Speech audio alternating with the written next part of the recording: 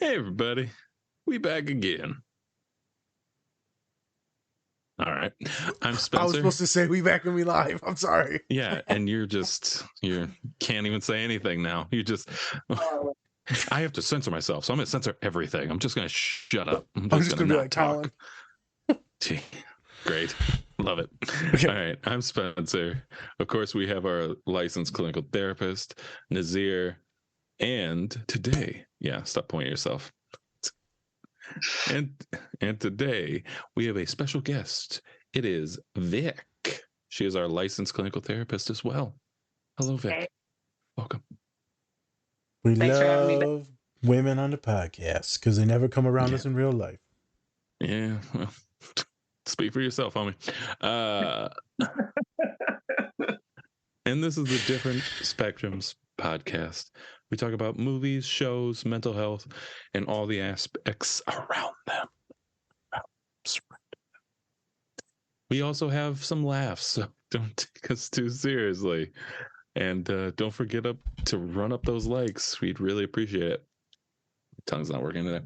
All right, so today we are going to be taking a look at the movie Bad Guys on Netflix. I'm a bad boy. Are you? Yeah. Yep. I was like Bad Boy. Throwing up. Jesus Christ. All right. So this movie's all about some thieves. One in particular, the wolf, who goes from being bad but wanting to be good, and it's his little struggle on becoming good. We're taking a look at a scene where there's a guinea pig, and he's trying to teach all the bad guys how to be good. That's about it. Yeah, I know. It's no characters, just animals, guinea pigs, snake, shark, all that fun stuff. So we're going to be taking a look at good and evil. Children, apparently. I don't know how that fit into here, but we're going to do it anyways. We're going to do it. We're going to do it.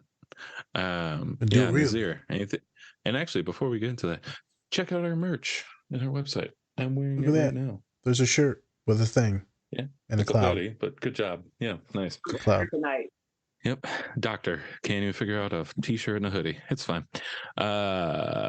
Nazir, anything before we get into the clip? Well, let me tell you something. Can't do that anymore. I know. Jesus. No, I'm taking away everything that you can do. I know, pretty much. I can't even do anything. I'm just gonna be quiet now.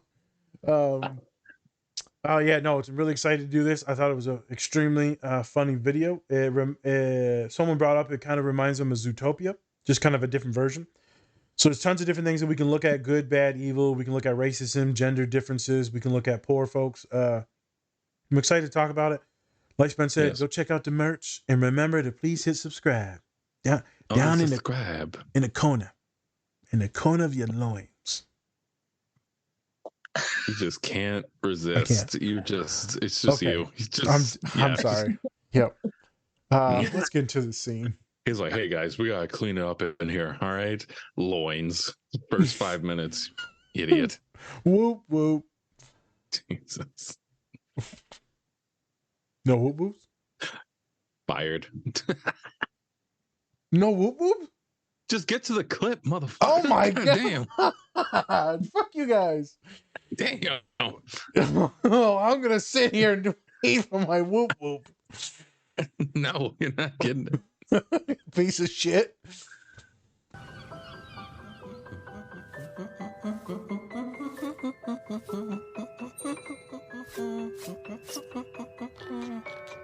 Oh, goody. Wow. Big and fancy. Rolla's got taste. Okay. Almost makes me want to be cute. They say experience is the best teacher, and they are wrong. I am. Good morning, students of goodness, and welcome to the first day of the rest of your best life. A giant butt. Huh? It's not a butt. It's a lamp in the shape of the Love Crater meteorite. My greatest... I wonder whose butt it is. Once again, it's not a butt. Thank you. It's a heart. Now, as I was saying... Why does it have cheeks?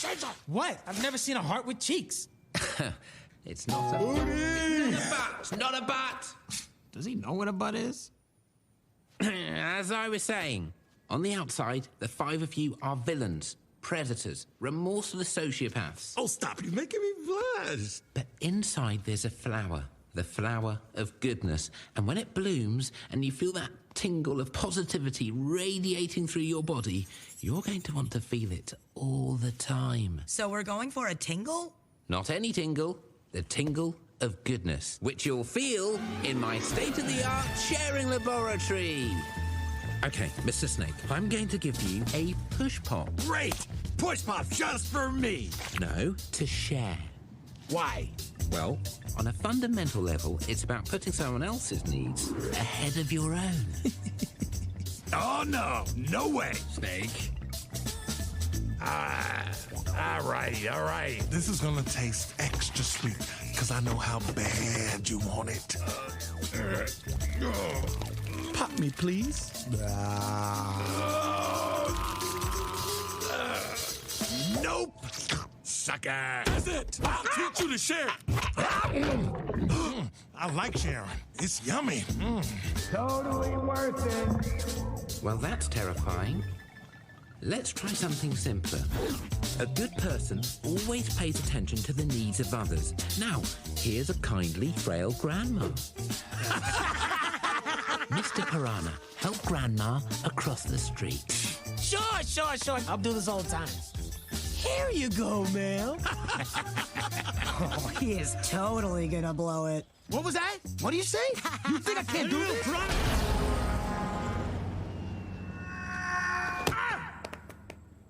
Maybe simpler?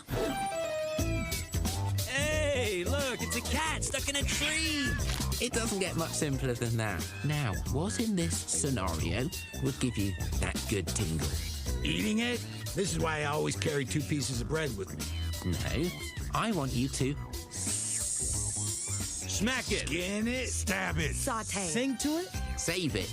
I want you to set this off. It's so obvious. I want you to save it. Oh, right.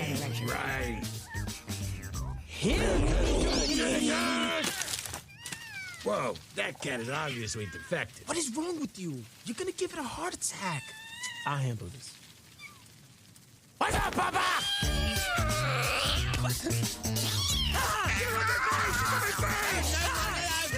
What are you doing?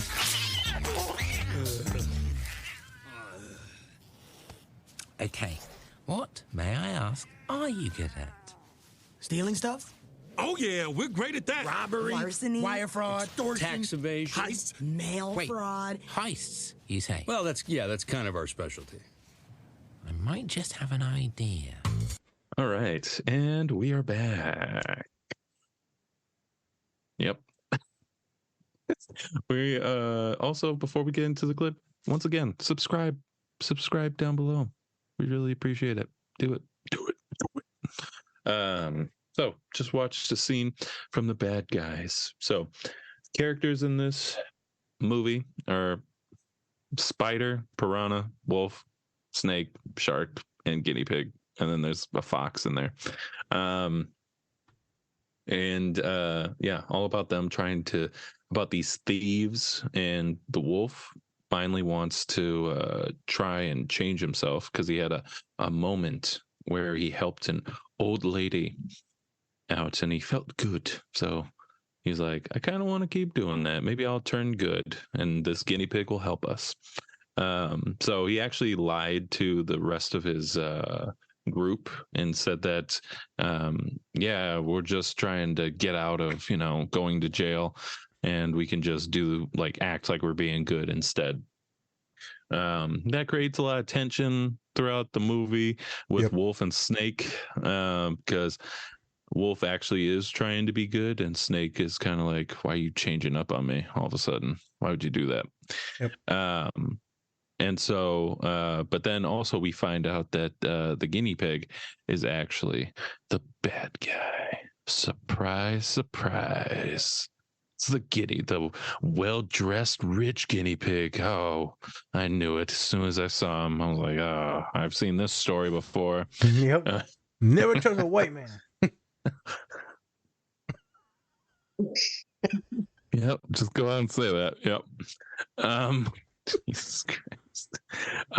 So it's the wolf trying to be good. That's pretty much the moral of the story. And all the bad guys, or bad guys, I put quotations on that, are like what we perceive as bad guys. So like a piranha, or at least dangerous, shark, piranha, snake, wolf, spider, all that stuff. So it's very interesting to see how we go from these characters / animals that we deem as like bad, but we kind of think of it's just like their nature to be bad. And so maybe we can relate that to people, and how some people may be deemed as bad right away from the start. Yes, quotations, bad, from the start, but really they have good in them like everybody else. All right. So, Vic, what'd you think of the clip before we get into everything? So I thought it's the names are funny. So how, they were just so creative. Like, let's just keep it simple. Snake, wolf, guinea pig. I thought that was funny when I first watched the movie. Initially, what I was thinking was, what came to mind was like kids saying things without a filter. Like part of the clip, if you go back, it might have been the snake, I think. But when I think about my kids, like my oldest, who's 6, and she, maybe when she was like 3 or 4, and we go to a grocery store and someone has a physical disability, and maybe she might be staring too long, or mommy, what's wrong with that person type thing. A good story, she had an umbilical hernia, and I took her to a swim party, a children's swim party, and and this kid was like, mommy, what's wrong with her tummy? Because she had her hernia stuck out like this much, like over 2 inches. So the mom was like trying to like shush and like pop the kid, and I'm like, no, like don't do that, like she's different. Obviously, she looks different. Like, that doesn't look normal, right? That's to him. So I thought of that, kids in their innocence, like saying things without knowing that might affect the other person. This is like a good teaching moment, a good movie to show for other kids who might be struggling. So, yeah, it kind of made me think about that. I had a day for that one. Like, how can I make this relatable to my kids? And I know you teaching them kids something. From what I heard, the little troublemakers. The 1-year-old, man, she is feisty, like just brave, like climbing all over top of stuff and touching outlets that are covered. I'm like, nope, for me, and I'm like, wait, who's the mom here? That. And then she looks at me like, I'm gonna touch it again. I don't care about you tapping my Well, I'm like, wow. Yeah, we know it's gonna need therapy in a couple of years. Jesus Christ. But she runs the place practically, She runs the place. And she walks around her house. She's a little gangster. Jesus. Well, hopefully she doesn't turn into like Wednesday Addams and like try to get her sister to touch the socket. Yeah. Just like, do it, Pugsley. Like, Jesus. Yeah, do it, Pugsley. The governor. She's like, all right, Amaya, don't do that. And Maya looks at her like, who are you talking to? And I'm just like, my goodness. Starting already. The 6-year-old, 1-year-old that got out of her room already. I'm just like, it begins already. Yep. Yeah. Fun times in that household. All right, Naz, what do you think of the scene, and why did you pick it? Why did you pick this scene? I want to know. Well, can't do that anymore. I know.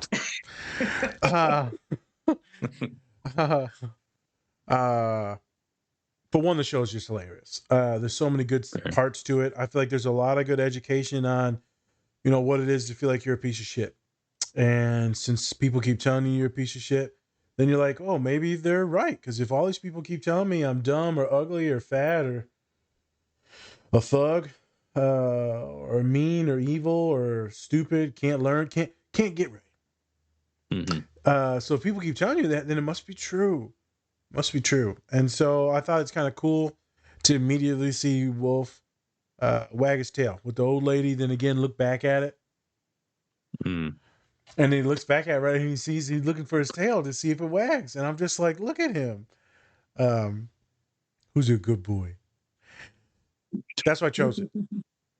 It is a wonderful story arc about someone that's grown up kind of shady, wants to be recognized, finds a way to get attention, so he turns bad, and then finds a way to actually get admiration instead of attention, turns good. So it's a good story also like about redemption.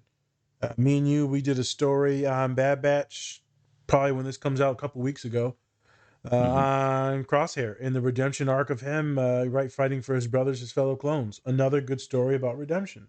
Doesn't matter kind of what you've done. Well, it matters. Yeah. Because you can't fuck up too bad. But also you can come back and like make amends. That's why I chose it. This specific scene is funny because that's why I'm a therapist. So I'm in there teaching and helping people grow and be better humans. And don't do that, do this. Don't say that, do this. You know, then when they actually want advice, I don't give them the advice because I'm not supposed to. But when they don't want the advice, that's when I give them the advice. All right. Vic's like, what the hell of therapy do you give? I keep them confused that way to keep coming back.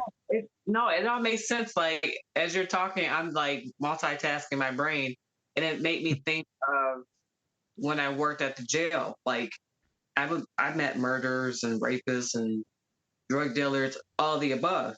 And, you know, a lot of these people are thinking like, oh, she's just judging me like everyone else. And it's like, well, no, you're here for a reason, but it's not to judge you. But while you're here, let's take this opportunity to learn something. Those for you who will get back out into civilian life, what can we learn while being here now? Because this is a correctional facility. So you're here to learn and correct your behavior so that you can be amongst the people again. So that's kind of what I was thinking of in the context of bad guys. Yep. Because people, you know, and that's why we're in this career. You know, we still see the good in people, despite things that they have done or they're going through. I feel like all people are good. So, no, that's kind of why the wheels are turning in my head. I'm like, this is Thinking good about stuff. Like, it's related to, yeah. Well, right when he introduces them to the house, and he's like, "Oh, you're my fellow sociopaths," and right, you've been deemed sociopaths. I'm like, Jesus Christ, man, just a bunch of hurt, insecure people. But you know, I mean, obviously they've robbed a lot of money. I remember watching this funny story. So I watched this in the car while eating a burrito. Oh my God. So my car has like that automatic pilot thing, so I can set my tablet up on the steering wheel and then or up on the dashboard and watch TV while I'm driving. Yeah. Yeah. Well, you know. Is it supposed to be a good story? Yeah. Well, you know, I mean, it was good for the pod, so. Hey, you know what? I wasn't even driving my car. I remember eating the burrito while watching this. By the way, we don't endorse that, guys. Yes, we do. Drive your car, both hands on the wheel, unless you got autopilot. No, I'm just kidding. Don't watch Netflix while you're driving cross country. It's not ideal. Not well, yeah, you'll experience it soon, Spencer. Oh God, yeah. Dom is gonna freak out. It's fine. Yeah. It's like, why? Why'd you do that? All right. So both of you talk about, you know, seeing the good in people and everything like that. Yeah. But I feel like there's the other side of that, right? Like you can also see the bad side of people too. And some people where you're like, you know, people are redeemable, but then you also can see like some other people are just kind of putting on a front of goodness, right? Just like the guinea pig was. He was putting on that front and everybody supposedly loved him while they hated the other guys because they were outwardly bad in a way. Quotations again, outwardly. bad. So what do you think about when you see somebody and, you know, they're kind of putting on that front? Like, what do you kind of think inside your minds when you see that type of person, kind of like the guinea pig? They're a fraud. Sure. Yeah. All right. Yeah. And what do you usually do to, like, not combat it, but, you know, like kind of reverse it on them? We'll say that. Reverse card. Uno. It depends on the context. Like, are we talking about a client? Are we talking about a colleague? Are we talking about a friend, family member? Doesn't really matter. Yeah. If Whatever you have a story context comes to it, first. go for it. Yeah. For me, I feel like I have a couple of people that I work with that are like that. Mm-hmm. For me, it's like I kind of just keep my distance or create a boundary. Like, I'll reciprocate, you know, the same level of respect and generosity, but at the same time, it's like I know there's something underneath that, and it's like it's not for me to explore because that's not why I go to work type thing. But for me, I just create a boundary, like just keep everything simple and easygoing, easy peasy. Not to create like any unnecessary tension, but yeah, it's like that we all had that one person that that's at work that's the goody two shoes and doing everything to please the supervisor or kiss ass. I'm not that person. I come to my job, go home. I don't need the extracurricular stuff. So for me, creating boundaries, especially with family members, is toxic. I don't know if you guys have any experiences with that, but for me, creating boundaries, like I can fuck with you, but from afar. Right. From afar. Over there. We will check ins, but from afar. Gotcha. All right. All right. Nazir? Yeah, I mean, I think I see those people at work. I see them in my office.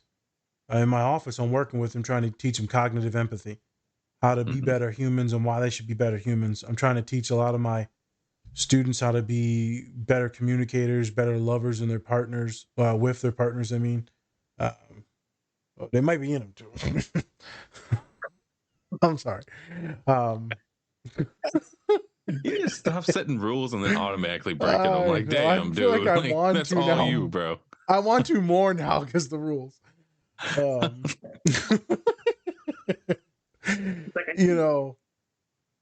There's very rare people that they're just straight up shitty, villainous, antisocial, narcissistic, villains.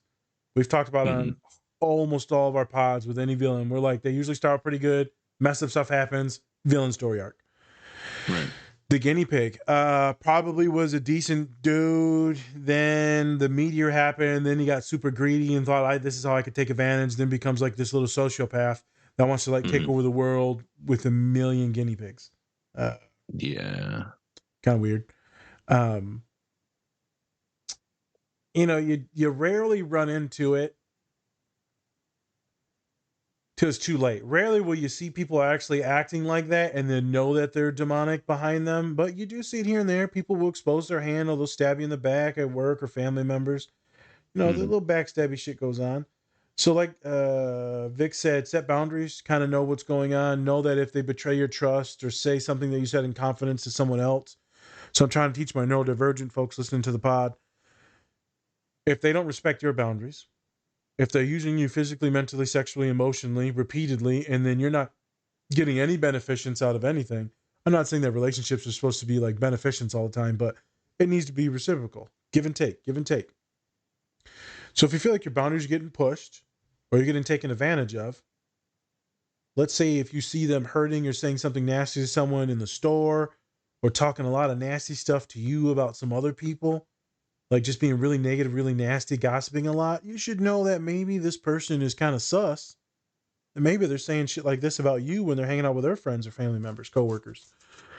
And so I'll distance myself. I know my coworkers aren't watching this, maybe one or two, but I don't want to go to some of these get-togethers and shindigs and parties because I'm like, some of y'all are kind of mean. Right. And I'm just like, I don't see the point. It's y'all are no, I don't fuck with you. Right. And since it's not part of my job description and I know it's not going to affect me and my outcomes and clients, then I'm not going to do it. If I did think it was going to affect me, then maybe I would do it. I think the guinea pig is what pisses me off the most. It's someone that's acting good and then using people. I think of this character as the uber rich politicians, people that put on the show that they're altruistic, that they're pure on both sides, on all the fucking sides. People with power, money, and influence, they tend to put on this show. Networks, news outlets, social media, they'll it's the rich people that control most of it. I'm not trying to go conspiracy right here, but it's very affluent companies that control things that end up getting you to think that, you know, it's black on white, or to get you to think that it's, you know, this on this sexuality, or get you to think that middle class should be mad at the poor people. And it's like, well, where does this all come from? Where do we get this programming from? That's what I thought about when I saw the guinea pig. I'm looking at like, well, isn't this a fucking puppeteer right here? And it's telling all the others that are like these poor kind of adolescent youths in my mind, like, I'm going to teach you, and then uses them. I'm like, Vic, you know about the correction facilities. It almost feels like a correction facility. Like they're in the prison system trying to get better, but technically the guinea pig's just using them to keep their numbers up, or using them for the slave labor that's in the prison system. So I'm like, this isn't an equal relationship. Right. As Vic said, boundaries, kind of see what they're doing, how they're treating you, see how they're treating others, see how they're treating other people that are disabled, LGBTQ, other racial minorities, see how they treat other oppressed people.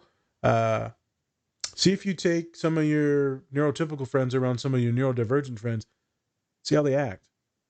Do they act real sus? Do they act kind of grossed out? Do they act like ashamed or embarrassed in front of your friends? If they do, that person's a little sus now.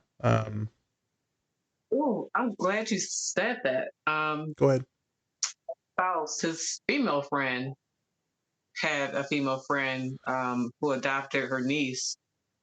She clearly has the mother, which would have been her brother. I think she was on drugs or something. Very beautiful child, but she's a little delayed. You know, she's got some impairments. And his friend was like, I didn't like how she was like all hugged up on my child and blah blah blah. And I'm like, she's obviously different, and maybe that's how she expresses herself because she's nonverbal. So maybe you know, touching a child, that's her way of expressing like I like you. But she felt kind of grossed out about it. And I'm like, come on, like you can't have your kid hanging out with this other kid if it makes you feel uncomfortable. You feel a certain type of way, and you're saying these things behind that person's back. That's tough because it's like, well, what are you saying about my kid when I'm not around? I know. So my kid fucks up and does something. I don't wait. I say, nope, don't do that right now, or you need to go apologize. So it makes me feel a certain type of way when people are around other people who have kids who have disabilities or things like that, and they're just, you know, oh yeah, I support you, blah blah blah, but then behind closed doors, it's a totally different story. So I have a problem with that. It's like, be consistent, be authentic, or don't be around, because, or learn how, like, okay, well, ask questions. Why is it that she does that? What are you doing to get help? Or, you know, what services are being offered, instead of, I don't like that, it makes me feel weird, it's, you know, that's not right type thing. I personally couldn't be friends with someone like that if my child had a disability like that and they're saying these things about me. I don't know if the other person knows, but if I knew about it, I totally wouldn't have that person around my kid, because he's obviously got some learning and growing to do. So I don't know. It just, they kind of rubbed me the wrong way. And like I said, beautiful little girl, but she's got some learning disabilities and she's nonverbal. So she's delayed and behind, and her way of expressing appreciation or friendship is being close. Like, she's touchy feely. Like, she likes to give her friends hugs. I don't see anything wrong with that. But some people are kind of like about it. So who knows? They want to protect their kid. They're worried about maybe some type of sexual assault or something like that. But if it's little kids and they're just hugging each other, it's not a big deal. Right. Right. It's not like it's an adult or an adolescent doing that. Then I could see where you could be scared. But yeah, some people get really worried about certain things. Mm-hmm. Some people are just very judgy about the normal way to act, the normal quotations, normal way to act. I think it's interesting when we're trying to teach kids to be good, right? A lot of the books and literature is like, instead of shaming them, the kids, or instead of like taking things away, spanking and all this stuff, you're supposed to like incorporate, this is a good person. So if you want to be a good person, then this is how we act, because we want to be a good person. So it's trying to teach them through mirroring what good people are, mirroring what I want to be a good person, because we all want to be a good person and get affirmed and validated. So this is how you do it. And so there's a lot of studies showing that this is how this is the way. And so I do that with a lot of my clients. Like, you want to be a good man? This is the way. You want to be a good partner? This is the way. You want to be a good friend? This is the way. It's like I'm in the Mandalorian right now. I'm trying to tell you, this is the way. This is the way. Yes, you got to do it. And it's hard work being a good person. There it is. Way. This is the way. It's not easy shit. Being a good person is not easy. No. Someone held the door open for me the other day. And so, of course, then they were going to walk out. I'm like, oh, shit, now I got to hold it for you. So I'm all right. I walked over and held it. Yes, sir. Yep. I got tip. I think also, though, people want to, like, people think that in order for people to change, like, they need to have, like, an epiphany of just, and it's going to just pop up of, like, any random thing. I don't think that's the case. I think a lot of people need a lot more structure and just willpower to really change themselves, because changing who you are takes a lot of work to do. Yep. And it's not just gonna happen out of nowhere. Like, you're not just gonna all of a sudden be like, well, I guess I'll need to change. It's just not how it works. So, and and it's kind of like we see in this movie with the wolf, right? Like, although he does technically have that epiphany, does take work. Yeah, it takes work for him to do it, because he still kind of wants to go back to that lifestyle, because it's easy for him to do it, because that's where he's accepted at. He's accepted that he is a bad guy, or people deem him a bad guy. So then all of a sudden now that's easy for him to go back into those, those bad ways, quote unquote. And so I don't know. I just think people think like it's just going to happen out of nowhere, but it's not. You got to, actually put in your work if you want to change who you are. And if you don't like who you are, then, do what you can to actually change it. That's a vague thing, but, take the steps you need to get to that point. Spence, there was a human talked to me. He said, I'm worried about this person. Mm-hmm. Said, yeah, worried about him too. I'm not worried about him like, any death or anything like that, but I'm worried about them. I said, I'm not worried about. And you talk about more sad shit than anyone. You'll be fine. I think you will have happiness and abundance when you leave this place. Well, you will be, by this place, it just mean institution, school. You'll be happy. I can tell why, because you're like good people and you're just so easy to love. Just so everyone loves you. Everyone here, everyone that talks, it's just so easy. So as soon as you recognize it, which will be soon, you'll be good. And then you said, but it's the other person. I said, the other person, I think they're going to live a hard life. I think they will be miserable for a long time because they're trapped in their own prison. And I'm sorry to say it, but I think they will be miserable. And the human looks at me like, my God, I can't believe you said that. I said, I'm just letting you know the truth. There's some people that you can tell are going to change because they want to, and they're going to do the shit. They might not do it all quick. Not all my clients and people I work with and mentor do it quick, but they're on that path. No. Right. Some of them, you like, lost cause. We just ain't going to do shit. Yeah. And then you're gonna get mad at me when I try and, navigate these waters. So we just gonna stay stubborn and okay. Oh, okay. Select words. So then of course I send some emails, and then I figure out some things, and I start being intellectual Dr. Nas, and then I'm starting to grind on some things and figure out what's going on. Because some people just articulate themselves in the written word. And so now we're exchanging emails. Now we're getting somewhere. But the stubbornness is unprecedented with some people, Spencer. Yeah. I gave a presentation, Spence, a couple weeks ago to some of my fraternities and sororities.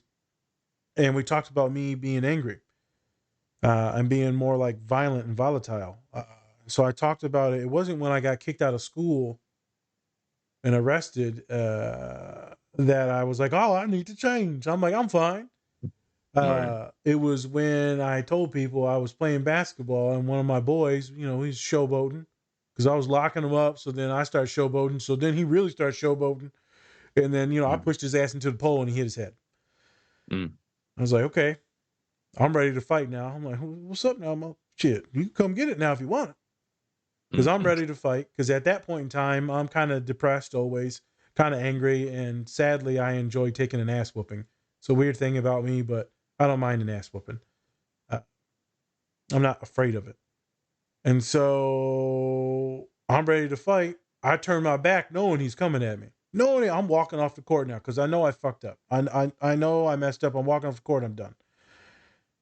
He walks up on me. I'm like, here it is. Taps on my shoulder. He's like, hey, man, I don't know what's wrong with you. Here's your backpack. If you need to talk, holler at me.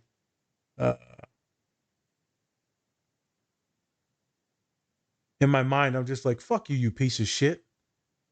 I took my backpack, drank some water, left. Called him a couple days later. I'm like, I don't know what's wrong with me. He's like, you could have hurt me, bro. And I was like, I know I could have hurt you. That could have really fucked up a lot of things. Why I tell you this? Because for me, it was an epiphany in that moment that I got to stop this. But I had seen the trajectory. There were so many other volatile things that have happened over the years. In the course of time, I'm too grown for this. I'm in graduate school. I can't be doing this. So you're right. It's not an epiphany, but there was little ones that were seen there. Yeah. I just never took the shot. As me and you joke around in the last pod, things can always get worse. Yes, it can always get worse. And do you want to finally change what? When you're getting divorced? Do you want to finally change when you drop out of school, or when you're drunk, or when you wake up in a jail cell, or when do you want to change? Where's your rock bottom? My rock bottom is seeing the face he made where he was like disgusted and like saddened for me. I've seen that face many times in my life, and I saw it again, and I was like, fuck. If he would have yelled at me, I could have demonized him and been mad at him. He treated me with love and kindness, and then I was like, what am I? I'm a piece of shit. Right. So that's why we talk to clients, and instead of telling them what to do all the time, they're like, Nas, I already know what to do. You don't need to tell me what to do. I don't need advice or solutions on what to do. I already know what to do. I've already fucked it up. I hate myself. That's why I'm sitting here talking to you. You don't have to rub it in my face. And so I stopped providing solutions a long time ago until they ask for it, until I ask and they give consent. So venting's a powerful tool. But yeah, you just said the epiphany thing. I was like, yeah, you're right. It's really not just like magical. It's an accumulation of fuck ups. Yeah, it's a buildup of something and seeing how it affects the people around you. I think that's also the big thing, is seeing how it affects people around you. I think a lot of people that don't change are the people that don't see how it affects those around them. And yeah, like and it's not that they don't care. They just don't notice. Yeah, they just don't see it, or maybe it could be they just don't want to see it at all. Like they just are like, I'm going to act the way I want to act because that's just how I feel, right? And I don't really care if this hurts anybody else. That's how it is. And I think that honestly, when you have that mentality, it's hard for you to change anything at all because you're just so wrapped up in yourself and what you're doing instead of trying to take a little bit of what others think of you. Don't get me wrong, having like a mentality of, you know, having some, you know, being a little cocksure of yourself and, you know, having some, you know, I don't even know. I can't even figure out the word right now. Swag, anything like that, right? Anything. Feeling yourself is not a bad thing, but at the same time, you also have to make sure that you're treating other people around you with respect and that you're actually, you know, showing love to those people instead of just yourself. You put 100 yourself, you put 100% into yourself, that's all you're going to get in return. It's just being by yourself. That's how it goes. That's how I see it, at least. I wonder some. I'm gonna ask both of you a question, and I'll bring it back to me. Start off with Vic. One of those moments when your tail's wagging, like in the movie, when you know you've been a good boy, good girl. One of those moments. Is it with clients? Is it with your kids that you get those epiphanies of like, I did good. I'm a good person. Look at me doing shit. Right. I would have to say, my work with the clients I do intakes on, like when someone's like, "Oh my God, you've been so helpful today," or lately, what's been happening over the last couple of months is I've been having people come in for intakes whose lives mirror things that I've experienced, whether that's with the cancer, going through a divorce, a disgruntled spouse, all the above. Like when I say like people coming in, I'm like, ooh, this is some counter-transference shit right here. Like, and I can't say, oh, I can't see this person because they remind me too much of my own shit. It's like I got to put my shit in the back burner and get through it. And then I have to kind of dissect through it after meeting with them. But the takeaway is when I meet with these individuals and they're telling me, unprompted, like, you've been very helpful and it was a pleasure speaking with you. Sometimes I have breakout sessions during the intakes. It's not supposed to happen, but people want to vent. And for people to feel comfortable talking to me and sharing personal things and they've never met me for the first time, it's pretty cool. That is like rewarding. That I can create such a safe space in a short amount of time and get all this information within an hour and a half.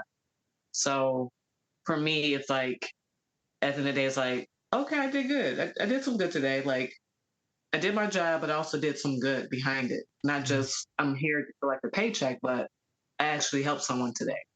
So for me, it's very rewarding. Even when I do therapy, which I've done a little bit, but when I get that feedback from clients and they're like, you know, this has been a great experience and you've been very helpful, that really is like very rewarding over anything else because it's like, all right, I feel like I'm fulfilling my purpose and doing what I'm meant to do. So, and then like just with my kids, like when they're doing something or getting feedback from Lily's teacher, like, oh, she's such a great kid and she's very helpful and kind. I'm like, all right, I'm doing something right. You know, I got work to do on myself, but I'm doing something right because I'm hearing the feedback from my, you know, from my kid, you know, my kid's teacher or just people that interact with her, like, she's such a great kid and she's always doing the right thing. And I'm just like, all right, I'm doing good.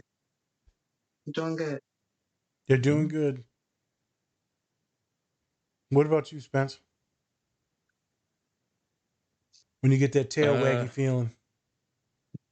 I would say usually when, like, it's a few different ways. One is probably whenever I'm like with Dom and she's just always happy to see me and anything like that. Just kind of doing like little things with her. And then where she's like, oh my gosh, thank you. I'm like, yeah, I did that. Yes, I did that. Also for me, like I love giving out gifts. Oh yeah. And it's like not just like random gifts. Like I usually do something that fits that person and I know they're gonna really enjoy it. For example, I got Dom for her, I think it was either her birthday or Christmas. I got her a Harry Potter trunk. Oh yeah. Yeah, a Harry Potter trunk with all this different stuff. It even had like the little Hogwarts letter of acceptance and stuff into it. And I just saw that on Instagram one time. I was like, that's gonna be perfect for her. I know she's gonna love that. She loves Harry Potter. But yeah, it's stuff like that, just like little things that really get me to, get excited to see somebody's reaction. Or just myself. Like sometimes even when I buy, I'm just like, I know they're gonna fucking love this gift. Yep. I know they're gonna love it. So it's like that. And even but I will say you're the worst reaction I could ever get. I could get you something so perfect. You're like, thanks, man. I'm like, or I just complain about it. That's all I ever do. Yeah, like, oh, really? Like, look at the stitchings coming out. I'm like, oh, fucking asshole. I've never said that. Sorry, it's not another plush doll, you fucking... You finish that sentence. Yeah. I want to. I know you do. Doing it for you. Yeah.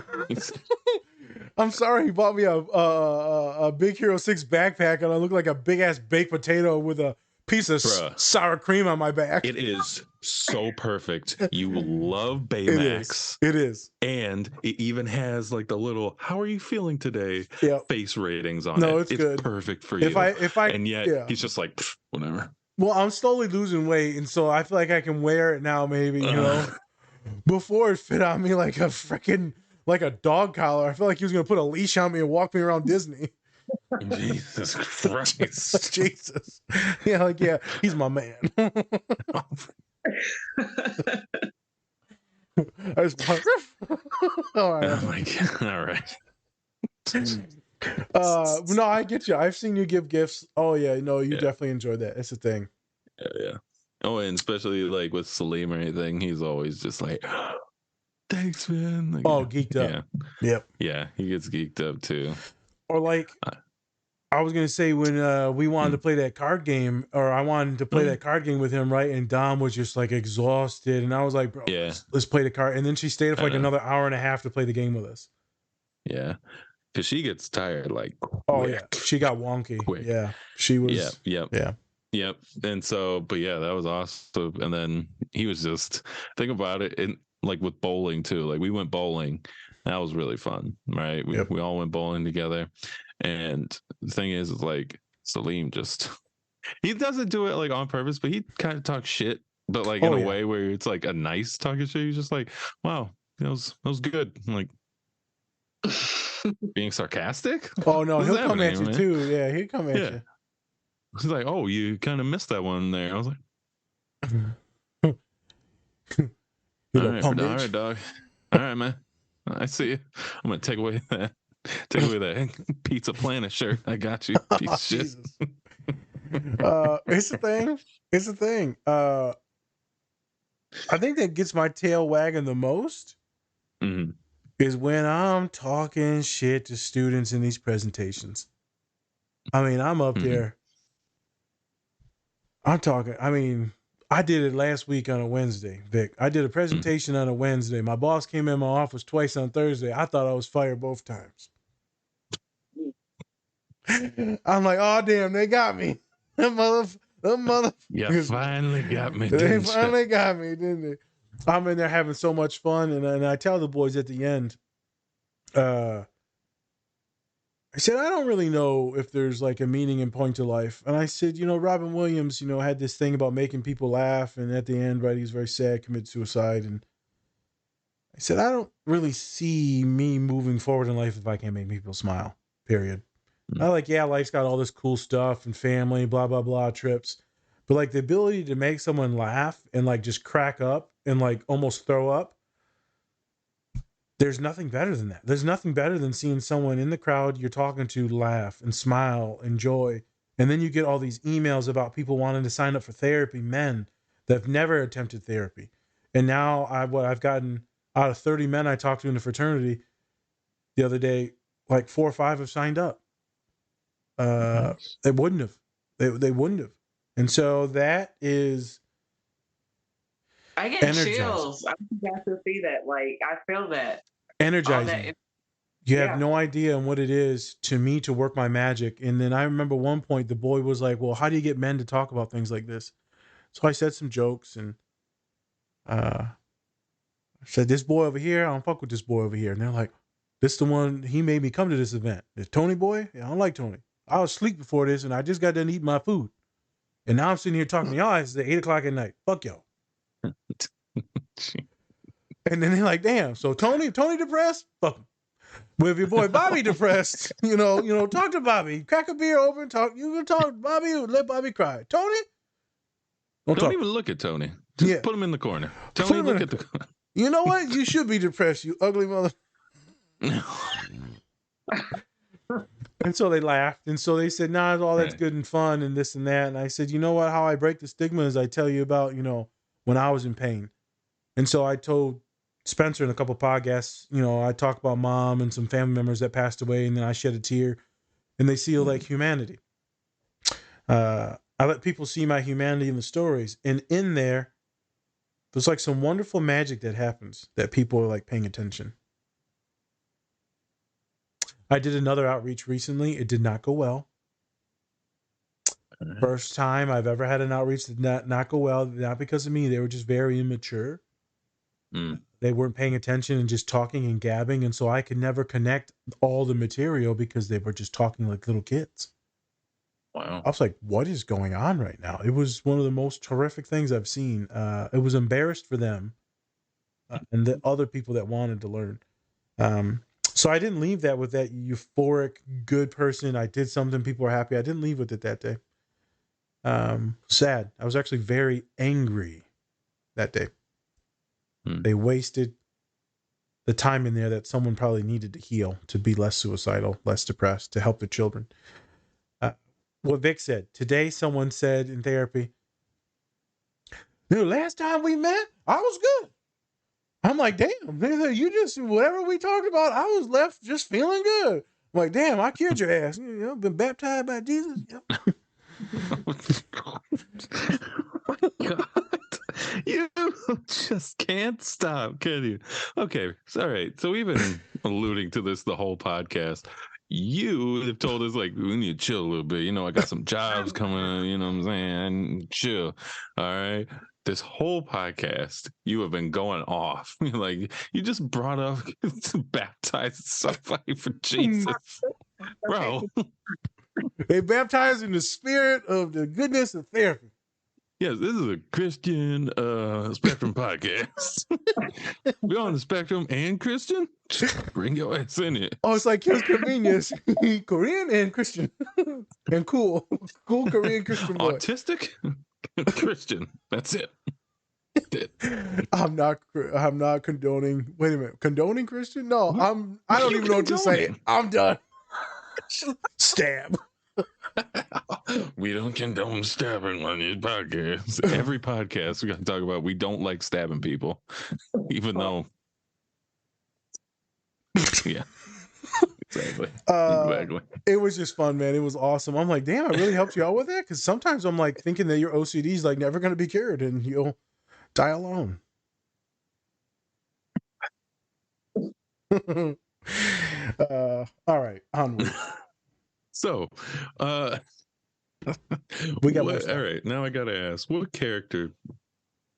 I'm gonna start with Vic first. What character? You've seen the movie, right? You know the characters. What character would you say you kind of connect with? Okay, there you go. I'm joking. I called you a snake. Damn, shit. Not even that snake in the movie. Just a snake. Jesus, Burmese python. God damn. I'm trying to think. Which one do I identify with the most? Yeah. I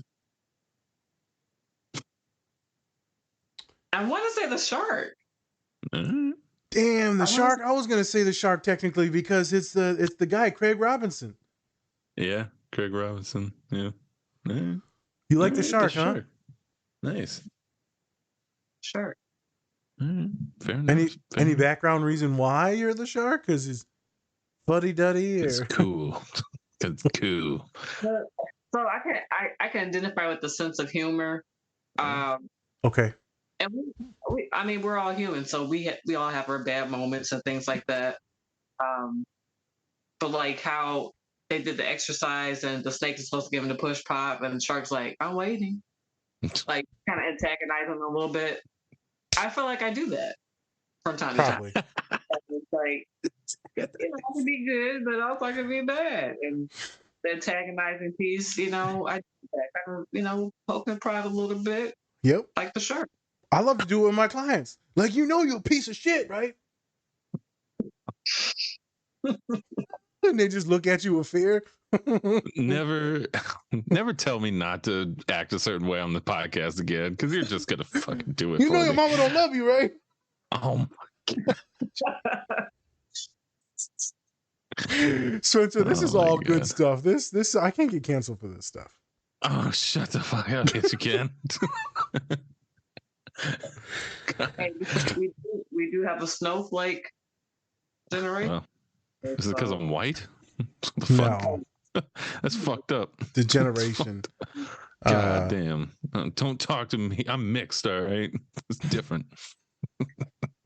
Spence, what do you identify as? Probably the snake, honestly. I don't like sharing nothing. It's all mine. It's all mine. My sense. Push pop. Yeah. Seriously, I don't like it when people ask me to borrow something. I'm just like, why? Like, what? It's mine. What are you doing? That's my stuff. Don't do it.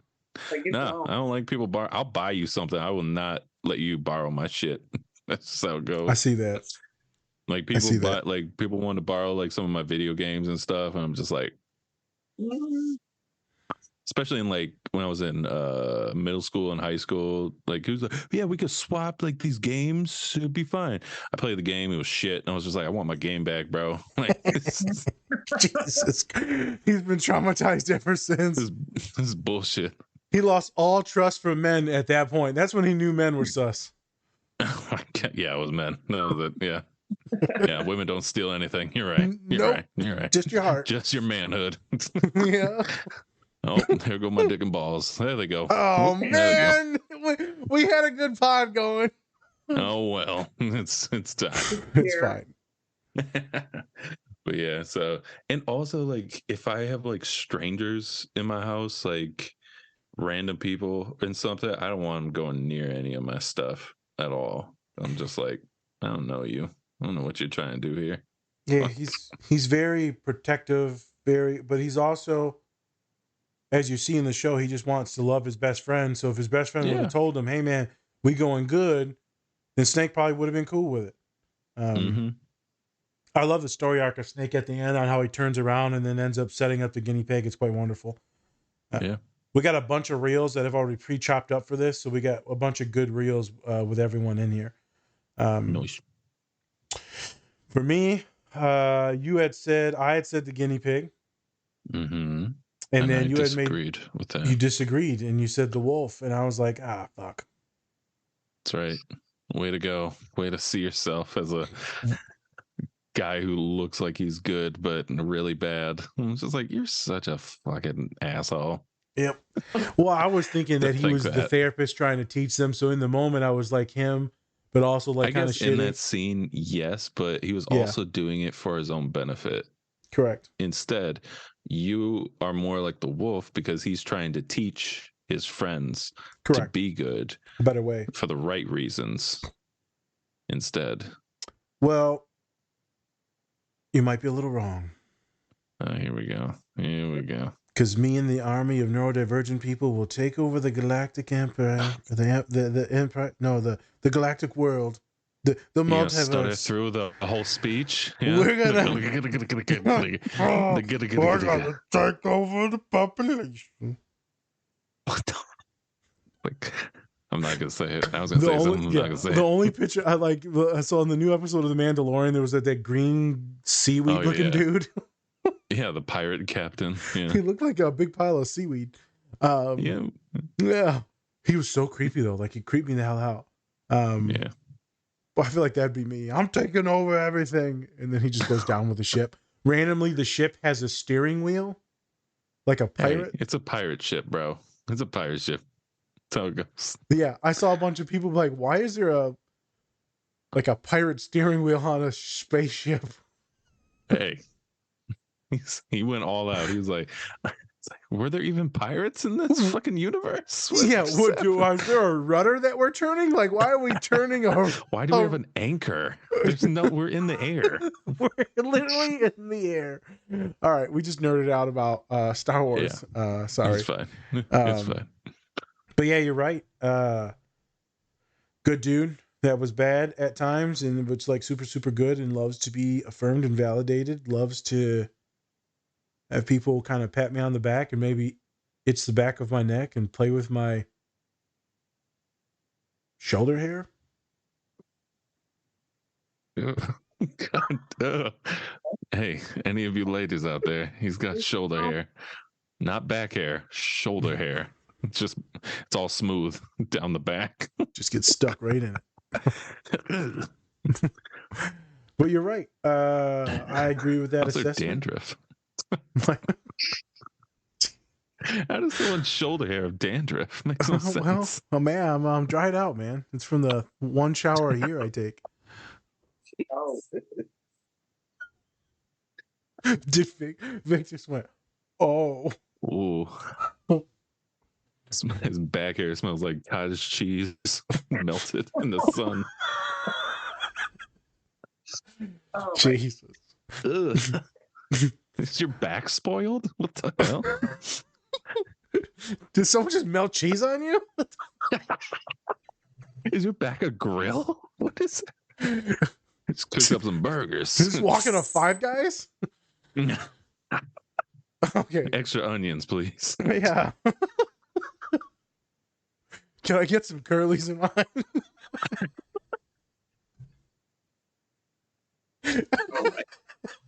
Okay, completely off the rails. I love this scene so much. I love the show so much, especially the ending. Like I had said, I feel like all of us can see ourselves in these characters, vibing with friends, loved ones, romantic partners.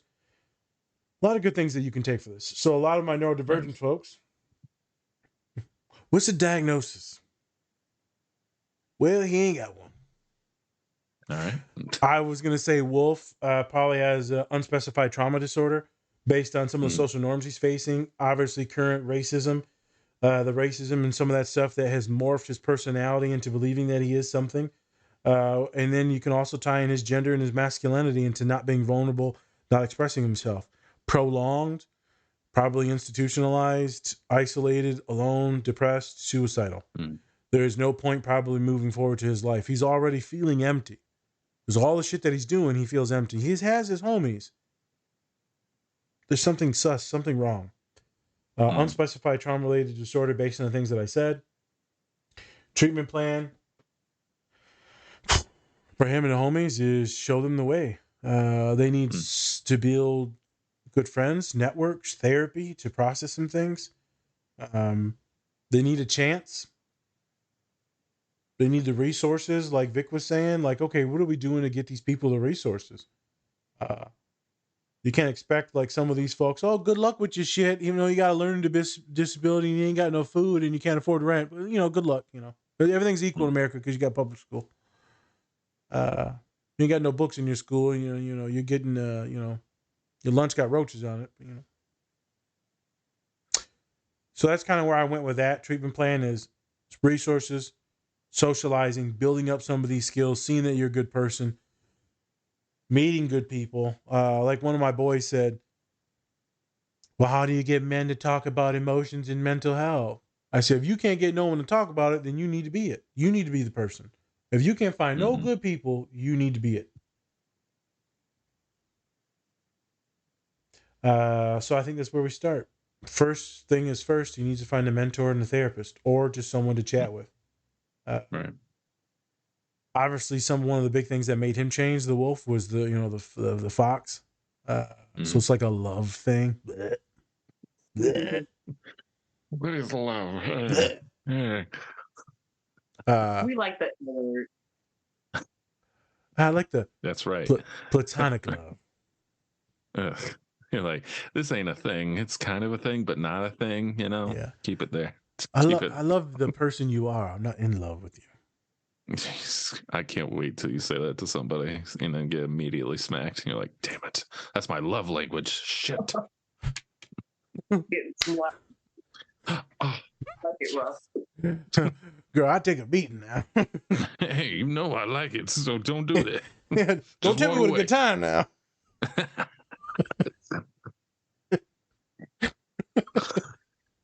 All right.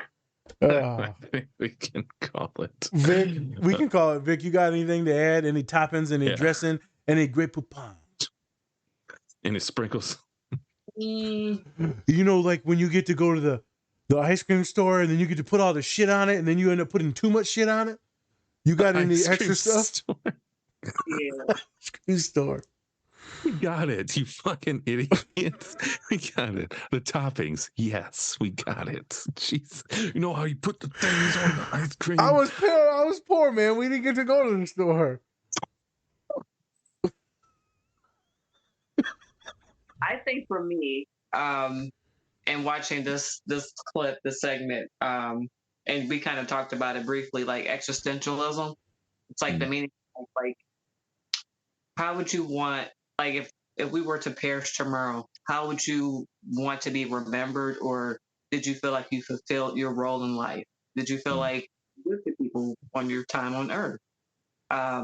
So for me, I would kind of lead with that, like you want to leave the Earth knowing that you did good, that you left something good behind, or that the next person that you affected, or whether that's your spouse or significant other or kids or a friend or family member, like did you do good by them?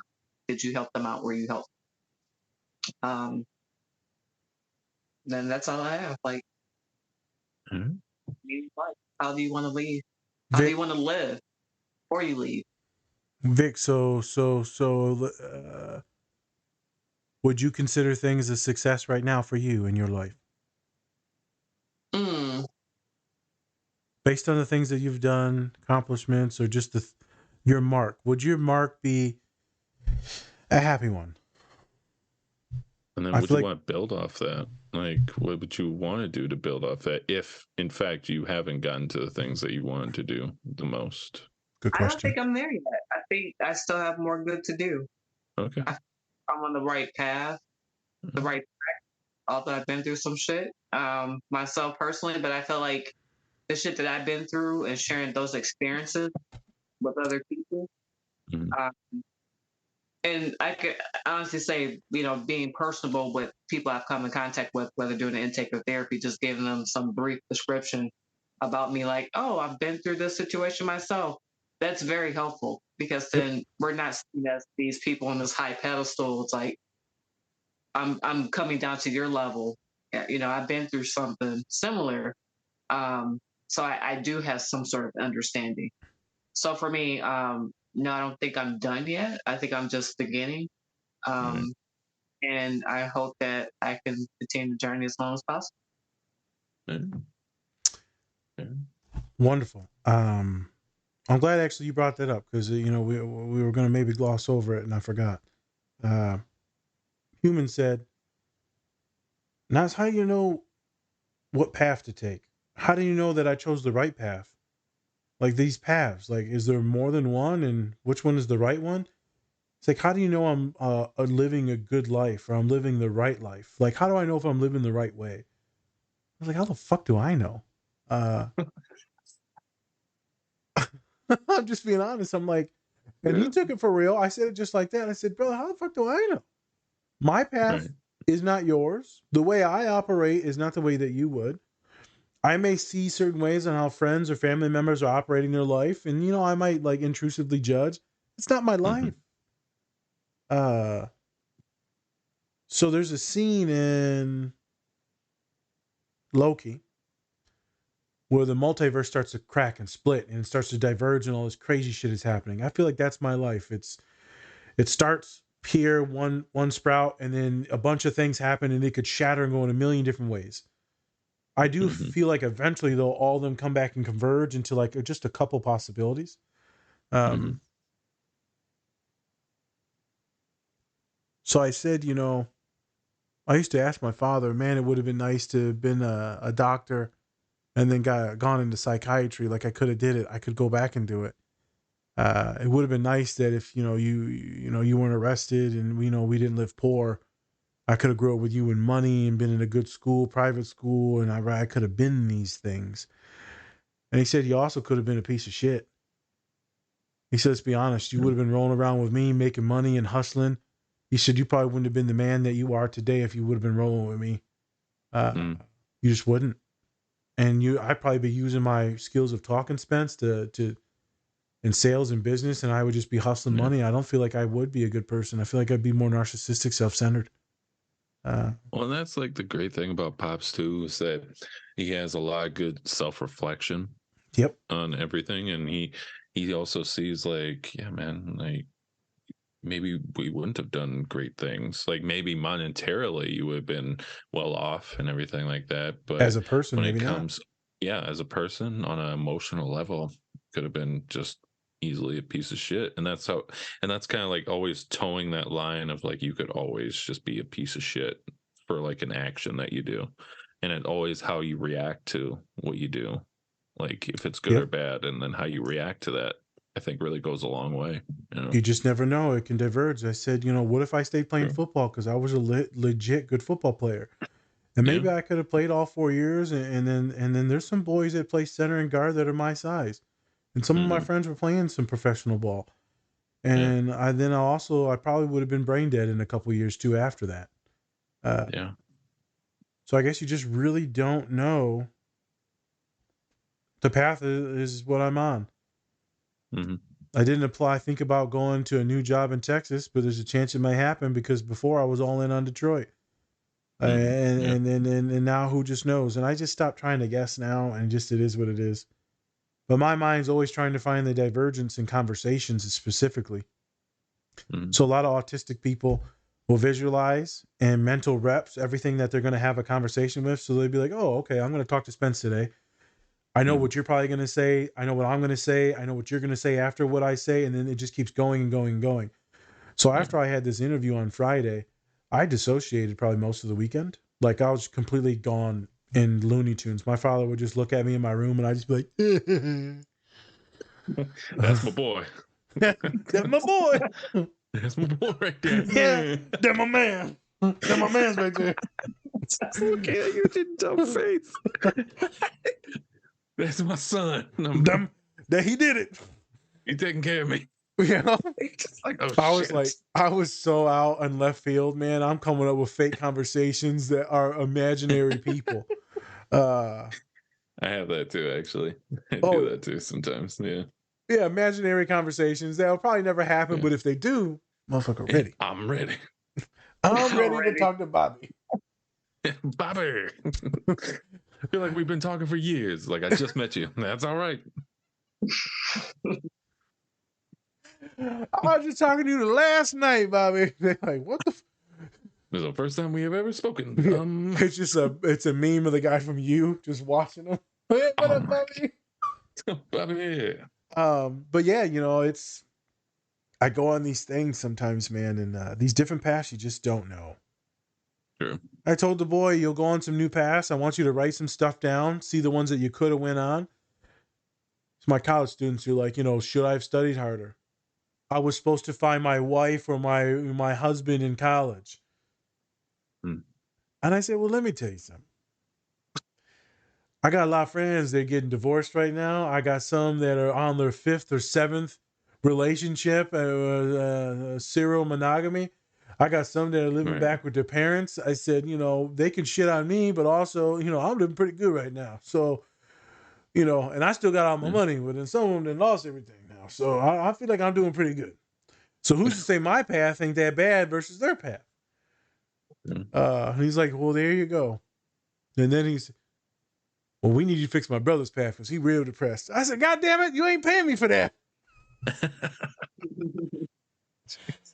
These past things, existential things. You could start off on a weird one that veers off, and then you could always come back. You could always come back. And I think that's what we learned about this show. If you veer off the path, Vic, you can always come back. Redemption. Yeah, I'm glad you brought up the existential things because it's a son of a bitch.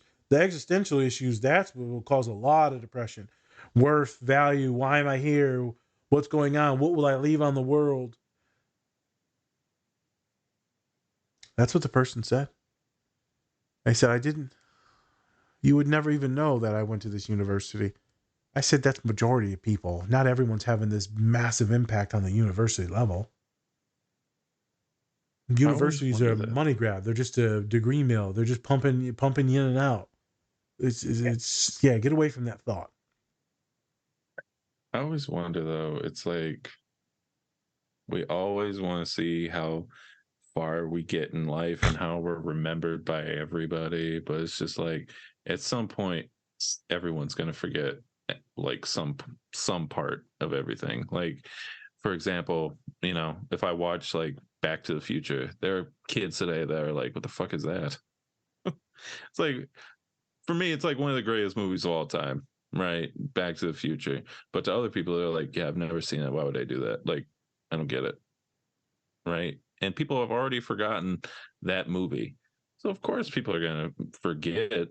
But at the same time, as long as you have people that, you know, love you and respect you, I guess that's all that matters for me, at least. That's all I want. I just want people to love and respect. That's it. That's what we talked about. We said experiences. I said, I know you fucked up if you're just playing video games and you're stuck in your room, going to work, playing video games in your room, going to work, playing video games in your room. Now, if you continue to do these vacations, socialize, make some more friends, be anxious as shit. I said, maybe talk to someone at the cafe. He said, Nas, I can't talk to women unless I'm drunk. I said, well, I guess you're going to one of them alcohol cafes. Put a little vodka in your latte. Little Irish whiskey. Oh, top of the morning. I almost did it. Was it Maslow, the hierarchy? Like the self-actualization? Mm-hmm. That go hand in hand with existentialism. Like, what do you want to accomplish throughout your lifetime? So that could be like a good tool to use with that person. With people. Yep. I got one person, right? We talked about him a couple of weeks ago, a person that we mentor. And she had a shot at doing a PhD and doing a job that they liked. They quit it all, moved to Seattle. They running a camp out in the mountains for kids. They said, fuck it. Because life ain't worth sitting in this building. I don't like this building in a 9 to 5. I'm going to walk around in the mountains. That's good for you. I'm happy. Yeah. Why'd you take 2 months to tell me? You was ashamed, wasn't you? I didn't want you to ever work that job. I'm the one that told you I didn't want to didn't want you to do the PhD because I thought it'd make you depressed. So if you're happy, I'm happy. Yeah. Different strokes, different paths for everyone, man. Paths. Different strokes, different folks. Yep. I took that way out of context. Yeah, wow. He did. As soon as you said different strokes, I was like, what the fuck is he talking about? You know. So. That side here, you got to brush your reel. Yeah. Oh, look at this. What the hell is this? You got to do it real fast and slow. It's like slow motion. Oh. I'm about to throw up. My stomach hurts. All right. Let's wrap it up. Anything else? Yeah. All right. Good. So thank you everybody for joining us today. We really appreciate it. Once again, hit that subscribe button down below. Yes. Also, check out our merch. We got a lot of it. And we're going to be pumping out new ideas. Yep, we have a basketball with a mouth on it. Good. That's great. Is that on there? No, we don't have that. He's just wearing it. For no reason, just like mental health, basketball with a mouth on it. So many jokes. I can't do them. So, all right. Thank you, Nas. Thank you, Vic, for joining us today. We really appreciate it. We have more stuff coming down the line. Keep on checking it out. Give us comments down below for what you'd like to see. I'm Spencer. This is the Different Spectrums podcast. Goodbye. Deuces. Much love, peoples. Peace.